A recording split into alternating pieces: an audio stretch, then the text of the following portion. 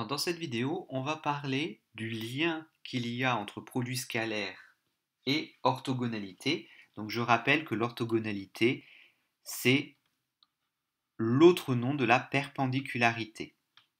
Alors, je mets des guillemets parce qu'en fait, orthogonalité et perpendicularité, ce n'est pas pareil. Vous allez comprendre pourquoi. Mais, disons, c'est la même notion, mais il va falloir distinguer les deux noms. Alors, je vais commencer par définir ce que c'est que des droites orthogonales. Pour ce faire, je vais dessiner un cube. Comme ça, vous allez tout de suite comprendre le concept. Mon cube est ultra moche.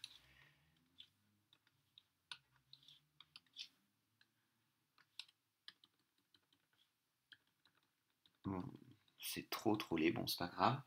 Donc voilà, j'ai un cube.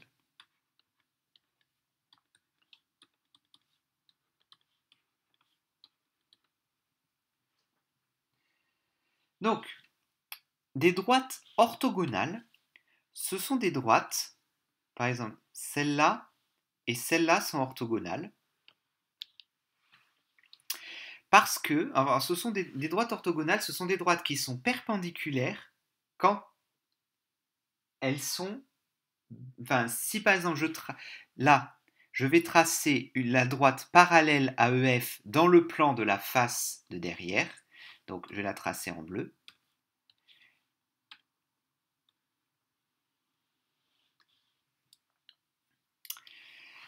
Donc ça, c'est la parallèle à EF.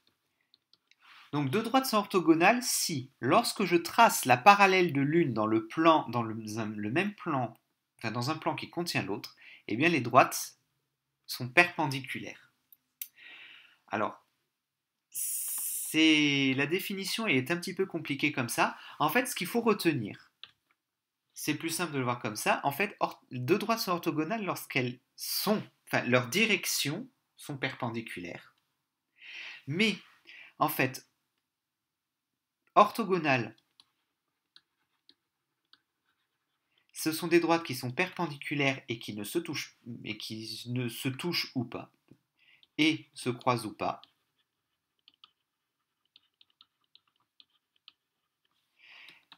Et des droites perpendiculaires, bon ça on sait tous ce que c'est, ce sont des droites qui sont perpendiculaires et qui se croisent.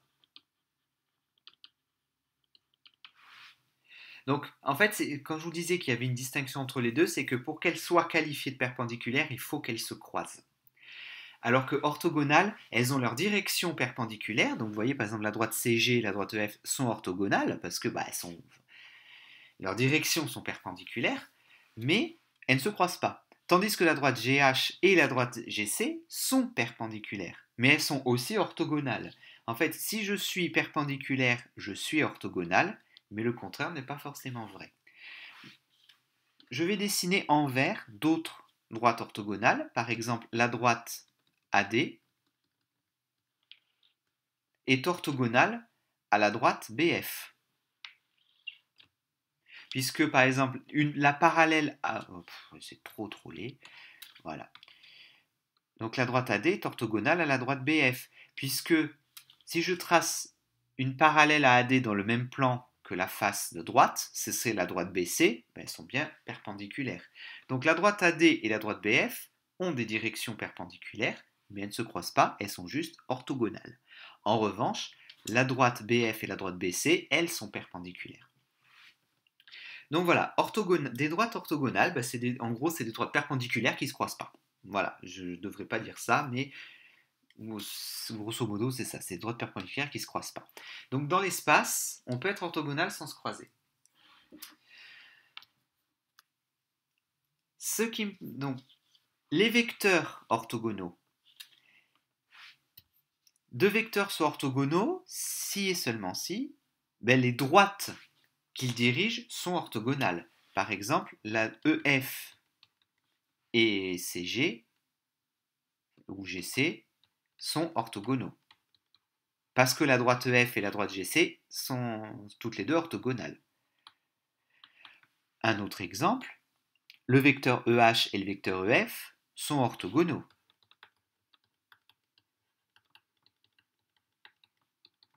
Parce que la droite EH et la droite EF sont orthogonales, elles sont même perpendiculaires. Donc, je ne devrais pas dire ça non plus, mais des vecteurs orthogonaux, c'est des vecteurs perpendiculaires. Voilà, ça c'est très moche, surtout ne dites jamais que des vecteurs sont perpendiculaires, vous dites que des vecteurs sont orthogonaux. Ce sont des synonymes, mais pas trop. Alors, petite précision, le vecteur nul, on considère qu'il est orthogonal à tous les vecteurs.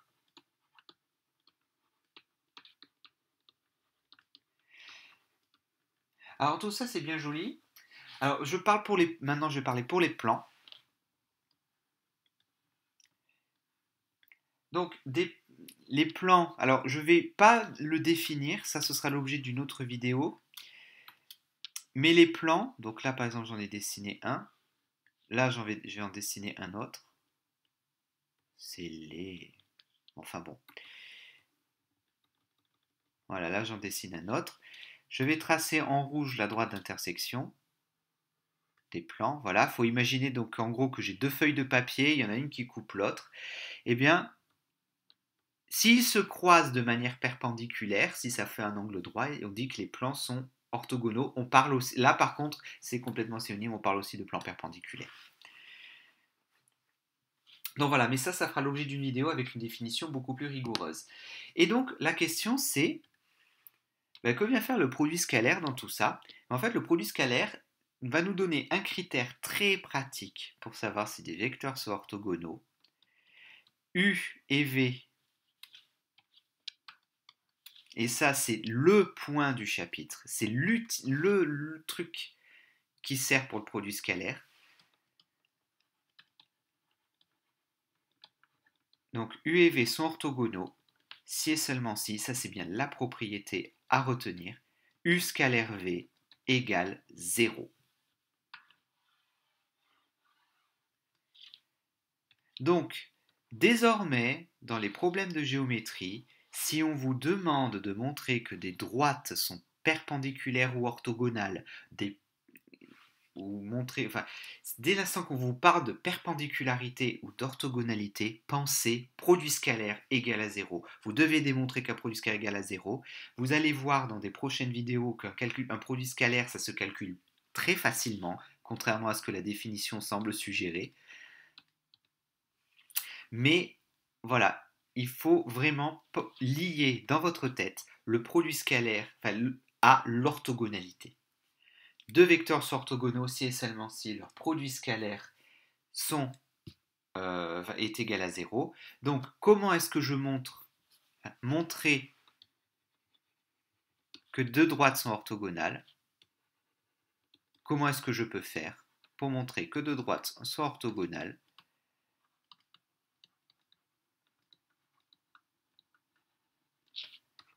Je montre que le produit scalaire de leur vecteur directeur vaut 0.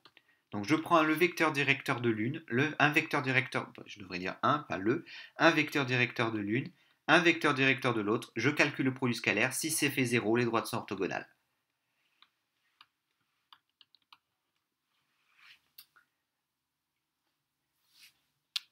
Pareil pour montrer qu'une droite est orthogonale à un plan. Donc pour montrer qu'une droite est orthogonale à un plan, pareil, j'utilise le produit scalaire. Liez dans votre tête le produit scalaire à l'orthogonalité. Pour montrer qu'une droite est orthogonale à un plan, je montre qu'un vecteur directeur de la droite est orthogonal à une base du plan. Donc je rappelle qu'une base du plan, c'est deux vecteurs du plan qui ne sont pas colinéaires. Donc autrement dit, je prends un vecteur U, directeur de ma droite. Je prends deux vecteurs V et W, une base du plan. Donc c'est deux vecteurs du plan non colinéaires. Et qu'est-ce que je fais? Ben, je vais calculer U scalaire V, je vais calculer U scalaire W, et les deux résultats doivent être égaux à 0. Et là, ça veut dire que ma droite est orthogonale à mon plan. Voilà, donc le lien entre produit scalaire et orthogonalité, c'est celui-là, produit scalaire égale à 0 quand c'est orthogonal. C'est ce à quoi sert le produit scalaire.